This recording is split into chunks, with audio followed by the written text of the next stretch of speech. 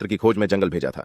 उन्होंने रिपोर्ट की कि वे क्षेत्र से जा रहे एक सेठ पद चिन्हों को छोड़कर केवल जो वाइकाउंट जो के थे उन्हें ही खोज सके थे, इसलिए उसने क्षेत्र को सुरक्षित रूप से छोड़ दिया होगा। सम्राट को आश्चर्य हुआ क्योंकि ज़ो वीकिंग सिर्फ एक साधारण मानव था, वह एक अग्नि तत्वीय ज्वेल से हमला सहन नहीं कर सकता था। नौकर अनुमान लगा रहे थे कि लड़के के पिता ने उसे जीवन बचाने वाला कला सामग्री दी होगी। रिपोर्ट ने अंत में सम्राट को विश्वास दिलाया। उसका चेहरा राहत से भर गया जब उसने कहा कि ज़ो वीकिंग हमेशा भाग्यशाली आदमी था। उसने फिर मुंह मोड़कर राजकुमारी की ओर ठूंठा और उसे खड़ा होने का आदेश दिया। वह उसके साथ मार्शल के घर जाएगी और अपने मंगेतर से माफी मांगने। जो वैकिंग ने शहर की एक लोहार की दुकान में अपना नया हेलमेट और वेस्ट पहनकर देखा। वे टाइटेनियम मिश्र धातु से बने थे, जिससे उन्हें हल्का और मजबूत बना दिया गया। दुश्मन के तीर उसे चोट नहीं पहुंचाएंगे जब तक वह युद्ध में उत्तरोत्तर न हो जाए। वह हेलमेट को ढाल के रूप में भी उपयोग कर सकता था। उसने खरीदारी पर बहुत सारा पैसा खर्च किया था। उसने अपने स्काइबो वन में छिपे हुए खजाने को याद किया और उसे वापस लाने का फैसला किया। उसने अपना हाथ एक पेड़ की खोखली में डाला और एक छोटा पैकेज पुनः प्राप्त किया। उसका धन्यवाद कि उसने इसे तेल के कपड़े में लपेटा, अन्यथा यह क्षतिग्रस्त हो गया होता। वह खजाना तब पाया था जब वह अपनी जवानी में जंगल जा रहे थे। उस समय एक कंकाल उसे लगाए हुए था। खजाना एक पुरानी किताब थी जिसका शीर्षक अद्भुत था, अमर देवता तकनीक। जो वॉकिंग कभी चोट लगने से डरते थे, उन्होंने किताब में दर्ज रहस्यमयी खेती तकनीक का अभ्यास करने की कोशिश की, लेकिन कुछ समय बाद वह त्याग दिया। हालांकि राजकुमारी ने उसे घातक रूप से घायल कर दिया। वह अब अपनी अयोग्यता को स्वीकार नहीं कर सकता था। यदि वह अभी भी अपने स्वर्गीय रत्न को सक्रिय नहीं कर सकता था जब तक वह 16 साल का नहीं हो जाता, तो वह हमेशा पछताएगा। तो उसने जुआ लेने का फैसला किया। जो वेकिंग अगले दिन अपनी भर्ती प्रशिक्षण में शामिल हुआ। वह नई वर्दी में बदलकर पहुंचा। एक एडजुटेंट ने उससे कहा कि वह उसे बैरक्स के भीतर उसके नए आवास तक ले जाने का प्रस्ताव देता है। उसे एक छोटे से निजी टेंट में ले जाया गया था। वह बटालियन में सैनिकों की अच्छी उपचार से हैरान था। हालांकि एडजुटेंट ने उसे सूचित किया कि केवल वही एक व्यक्तिगत तंबू है। उसने जो वैकिंग को शुभकामनाएं दें और उससे काम करने के लिए कठिनाई की अपील की। जब जो वेइकोंग उन शब्दों को सुना तो वह घबरा गए। उसने पूछा कि एडजुटेंट का क्या मतलब था, क्योंकि वह डरने लगा था। एडजुटेंट ने जवाब दिया कि जो वेइकांग को अपनी क्रियाओं के लिए जिम्मेदारी लेनी चाहिए। जो वेइकांग सोच रहे थे कि क्या बटालियन कमांडर बिंगर उसने जो किया था उसका बदला लेना चाहते हैं। जैसे ही उसने खुलासा किया कि उसके और बिंगर के बीच अन्य घटनाएं क्या हुई, उसने एक ऊंची आवाज सुनी जो उसे बुला रही थी। बिंगर ने उससे मांगी एक स्पष्टीकरण, जो शर्मनाक विवरण जो जाओ वेकिंग ने सहायक के साथ साझा किए थे। वह लड़के को सबक सिखाने का ठान चुकी थी। उसने जो वीकोंग से ध्यान देने के लिए कहा और उसकी सजा की घोषणा की। अपने सर्वोच्च को कलंकित करने के लिए उसे 10 कोड़े मिलेंगे। जो वेकिंग को यह हास्यास्पद लगा। उसे सिर्फ शामिल होने पर कोड़े लगने चाहिए थे। बिंगर ने उसे घूमने का आदेश दिया। वह अपनी कमजोर शारीरिक संरचना के कारण उसे उदार होने का आंसू भरी विनती करता हुआ मान्य करता रहा। जो आलस्य से जाग रहा था, उसने उसे अपना गुस्सा 2 चाबुक के साथ हवा में उड़ने दिया। बिंगर ने उसकी गुहार पर ठाका मारा। जो वेकिंग शर्माते हुए कमांडर से कहा कि वह तैयार है। बिंगर ने उसे निराशा में झाड़ दिया। उसकी आंखों में लड़का ज्यादा खेलता था। जो वेकिंग जमीन पर लुटता था और दर्द में चिल्लाता था। बिल्कुल, वह अतिरेकी कर रहा था। बिंगर को लगा कुछ गड़बड़ है। उसने स्वर्गीय ऊर्जा का उपयोग नहीं किया था। लड़का इतना दर्द कैसे सह रहा था? उसने सोचा कि क्या उसका शारीरिक दबाव वास्तव में कमजोर था। वास्तव में जब जो विकिंग जवानी में अपने पिता से पीटने के बाद उन्होंने अपनी सजाओं को कम करना सीख लिया, वह अपने फेफड़ों का रोना रोता था, जैसे कि दर्द असहनीय हो, भले ही ऐसा न हो। बिंगर उसे पीटकर अपनी फ्रस्ट्रेशन को दूर करना चाहती थी, लेकिन चूंकि वह पीटने से सहन नहीं कर सकता था, इसलिए उसने त्याग दिया। उसने पूछा, क्या उसने अपनी गलती से सीखा था? जब वह कह रही थी कि शेष 9 चाबुक घात बाद में दिए जाएंगे, तब जो वेकिंग ने उसे चुरा चुरा कर देखा।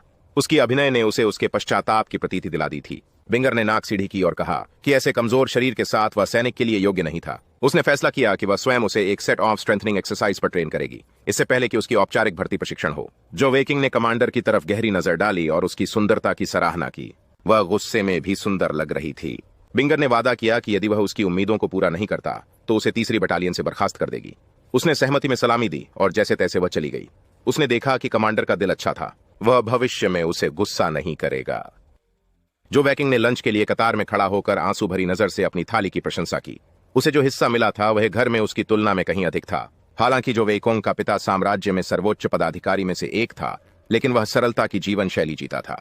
उसके घर में भोजन केवल 2 सब्जियों और सूप के साथ परोसे जाते थे। जो वेकिंग खुशी खुशी अपने पेट पर हाथ टिका चुके थे, उन्हें सेना में शामिल होने के फैसले के लिए आभारी था। उसने पाया कि कमांडर पहले से ही उसका इंतजार कर रहा था। यदि उसे हर दिन ऐसी खूबसूरती का इंतजार होता तो यह उसके पूरे जीवन की सबसे बड़ी खुशी होती। उसने अपने हृदय में सिसकियां ली। ऐसी चीजें केवल उसकी कल्पना में ही संभव थीं। बिंगर जैसी शीर्ष प्रतिभा कैसे उसके जैसे कचरे से प्यार कर सकती है। उसने उसका अभिवादन किया, लेकिन उसने ठंडे भाव से नाक में दम कर दिया और कहा कि उसने खाने का समय लिया। जो वेकिंग अजीब तरीके से समझाते हुए बताते हैं कि उन्हें खाना कितना अच्छा लगा। बिंगर ने उससे पूछा कि क्या उसकी चाबुक की प्रतिक्रिया सब एक काम थी। उसने आखिरकार स्वर्गीय ऊर्जा का उपयोग नहीं किया था। जो वेकिंग ने उसे उत्साहित रूप से इनकार कर दिया। बिंगर को उसकी अभिव्यक्ति के आधार पर पता चल गया कि उसने इसे बनाया हुआ था। बिंगर ने उसे एक मार्चिंग सैंडबैग सौंपा। यह तुरंत जमीन पर गिर गया क्योंकि उसे इसका भार नहीं उठा सका। सैंडबैग 20 किलोग्राम वजन था। जॉ वीकिंग ने अचंभित होकर कमांडर से पूछा कि सैंडबैग किसके लिए था। बिंगर ने पूछा कि उसे यहां तक पूछने की जरूरत क्यों थी। बिल्कुल, यह उसकी विशेष प्रशिक्षण के लिए था। जो वेकिंग चौंक गए थे। सैंडबैग थोड़ा ज्यादा कठोर था, हालांकि यह केवल विशेष प्रशिक्षण था। कमांडर ने जवाब दिया कि एक तीरधारी के रूप में उनकी गति और ताकत बहुत नीचे थी। जो वेकांग ने आपत्ति की कि क्यों सही निशाना लगाना पर्याप्त नहीं था। बिंगर उत्सुक थी। उसने पूछा, क्या वह सही निशाना लगा सकता है, जिसका उन्होंने सकारात्मक रूप से उत्तर दिया। कमांडर ने उसे धनुर्विद्या प्रतियोगिता में चुनौती दी। यदि उसकी गोलियां उसकी तुलना में अधिक सटीक थीं, तो उसे विशेष प्रशिक्षण करने की आवश्यकता नहीं होगी। बिंगर और जो वीकिंग ने एक नजदीकी वन में जाकर एक पेड़ को खोली में देखा। यह 200 मीटर दूर था और इसका लक्ष्य इसकी तने का केंद्र होगा। जो वेकोंग अपनी तीरंदाजी की क्षमता में आत्मविश्वासी था। उसने एक तीर तैयार किया और लक्ष्य बनाया। उसने अपनी दृष्टि केंद्रित की और तीर छोड़ दिया। जैसा कि उम्मीद की गई थी, यह सटीकता से उड़ा और अपना लक्ष्य ढूंढ लिया। कमांडर प्रभावित हो गई। उसने जॉ वेकांग के तीरंदाजी को कप्तान के स्तर पर होने की उम्मीद नहीं की थी। जॉ वेकोंग ने गर्व से कमांडर से उसकी राय मांगी। हालांकि बिंगर उसे घमंडी होने नहीं देंगी। उसने कहा कि वह अपने पैरों से और अधिक सटीक तीर और धनुष चला सकती है। जो वेकिंग ने उसकी धमकी को नकार दिया। वह किसी भी तरह से ऐसा नहीं कर सकती थी। उन्होंने वादा किया कि अगर वह ऐसा करने में सफल होती है तो वे उसके हर निर्देश का पालन करेंगे। बिंगर ने ठोंका। वह कमांडर थी। जो भी परिस्थिति हो, जो वेकिंग को उसके आदेशों का पालन करना पड़ता था।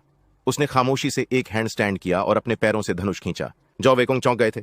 यह कमांडर गंभीर थी। उसने अपने शरीर को स्थिर किया जब वह अपनी दृष्टि केंद्रित कर रही थी। तीर छोड़ा गया और यह तेजी से अपने लक्ष्य की ओर उड़ा। बिंगर खड़ा हुआ और जो वेकिंग से पूछा कि क्या वह संविचित था, लेकिन लड़का सिर्फ घबराया हुआ था और उसका नाक खून से भरा था। उन्होंने कमांडर से सलाह दी कि वह कभी भी ऐसी ट्रिक शॉट की कोशिश न करें जब वह ड्रेस पहनी हो, अन्यथा वह सब कुछ खोल देगी। बिंगर तत्पर ही शर्मसार हुई और अपनी ड्रेस को सीधा करने की कोशिश की। उसने उस पर गंदे विचारों का आरोप लगाया। जो वेकिंग ने अपनी सर्वश्रेष्ठ कोशिश की कि उसने कुछ भी नहीं देखा। कमांडर नाराज हो गया और उन्होंने उसे शिविर के आसपास गोलगर्दी करने के लिए आदेश दिया। जब तक उसने बोला नहीं, वह रुकने की अनुमति नहीं थी। जो वेकिंग ने अस्वीकार करते हुए माना और अपने रास्ते जारी रखा। बिंगर उसके बगल में दौड़ी जबकि पसीना उसके चेहरे से बह गया। वह ने कमांडर से विराम की गुहार लगाई क्योंकि वे 1 घंटे से दौड़ रहे थे। जो विकांग ने कमांडर को और नजदीक से देखा और उसके दाहिने हाथ के ऊपर चमकते हुए लाल रत्न देखे। उसने सोचा कि क्या वे स्वर्गीय गहने थे। वे राजकुमारी की तुलना में बड़े लग रहे थे। जब कमांडर ने उसे तेजी से दौड़ने का आदेश दिया तो उसने उस गहनों की प्रकृति के बारे में पूछने का अवसर लिया। कानून। कमांडर ने वादा किया कि अगर वह तेजी से दौड़ता है तो उन्हें बताएगा। कुछ मिनटों की बीक मांगने के बाद जो वेकिंग को एक उत्तर मिल गया। बिंगर ने समझाया कि तत्वीय ज्वेलर मास्टर्स शारीरिक ज्वेलर मास्टर्स से अलग होते हैं। वह बोली। उसके बाएं हाथ के ऊपर एक जोड़ी गहने प्रकट हुए। उसने समझाया कि ये उसके भौतिक गहने थे और पूछा क्या वह अंतर बता सकता है। जो वेकिंग ने गहनों की एक और झलक ली और पूछा क्या वे शुद्ध रंगीन ड्रैगनस्टोन जेड संस्करण थे। कमांडर ने सकारात्मक रूप से जवाब दिया। उन्होंने बताया कि भौतिक गहने बनाने वाले और स्वर्गीय गहने बनाने वालों के बीच सबसे बड़ा अंतर रंग था। उदाहरण के लिए उसके शारीरिक गहनों ने उसकी चुस्ती को बढ़ाया। हालांकि शारीरिक ज्वेल मास्टर्स के विभिन्न शारीरिक गुणों को पूरी तरह से 1.5 गुना बढ़ाया जाएगा। जो वेकिंग आश्चर्यचकित थे और उन्होंने ध्यान से सुना। बिंगर ने समझाया कि उनके तत्वमणियां अत्यंत दुर्लभ लाल टूरमलीन थीं, जिनमें वायु गुणधर्म था। वे सम्राट टूरमलीन के रूप में भी जाने जाते थे और वे सामान्य टूरमलीन गहनों से 1.5 गुना अधिक तत्वीय क्षमताओं को बढ़ा सकते थे। स्वर्गीय ज्वेल मास्टर्स के गहने आमतौर पर उच्च ग्रेड के होते थे। जो वेकिंग नई जानकारी से मनोहारित थे। उन्होंने पूछा कि क्या एक निचले स्तर का स्वर्गीय ज्वेल मास्टर मध्य स्तर के तत्वीय या शारीरिक ज्वेल मास्टर से मजबूत होता है। बिंगर ने सकारात्मक तरीके से जवाब दिया। हालांकि उन्होंने समझाया कि यह केवल शुद्ध शक्ति के हिसाब से था। स्वर्गीय गहना मास्टरों को पालन करना अधिक चुनौतीपूर्ण पाया गया। शारीरिक और तत्वीय ज्वेल ग्रैंड मास्टर्स की काफी संख्या थी, लेकिन उन्होंने कभी नहीं सुना कि कोई स्वर्गीय ज्वेल मास्टर शिखर तक पहुंचा हो। बिंगर ने एक पौराणिक कथा का उल्लेख किया जिसमें कहा गया था कि सबसे मजबूत स्वर्गीय ज्वेल मास्टर के पास सिर्फ 9 ज्वेल्स नहीं थे, बल्कि प्रत्येक प्रकार की 12। उन्होंने उस स्तर तक उत्पन्न किया, प्रकृति के नियमों के खिलाफ गए और दुनिया को बदलने की क्षमता प्राप्त की। जो वेकिंग चौंक गए थे।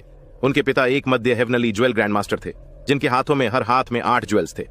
जो वेकिंग ने सोचा कि उनके पापा को केवल युद्ध नीतियां पता थीं।